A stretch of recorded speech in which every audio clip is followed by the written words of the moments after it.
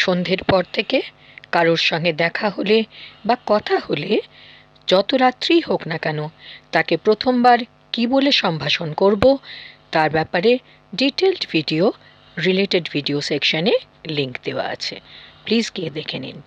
তবে আজকে কথা বলবো গুড ইভিনিং কথাটা বা সম্ভাষণটা আমরা ঠিক কখন থেকে শুরু করতে পারি। আসলে গুড ইভিনিং বাংলায় হলো শুভ সন্ধ্যা, আর এই শুভ সন্ধ্যা অভিবাদনটি আমরা সাধারণত সূর্যাস্তের পর থেকে ব্যবহার করে থাকি রাত পর্যন্ত। আর সন্ধ্যা কিন্তু সব জায়গায় সমানভাবে শুরু হয় না, সেই জন্য সাধারণভাবে 5টার পর থেকে অর্থাৎ আফটার 5 PM আমরা গুড ইভিনিং সম্ভাষণ বা গ্রিটিংস শুরু করে দিই।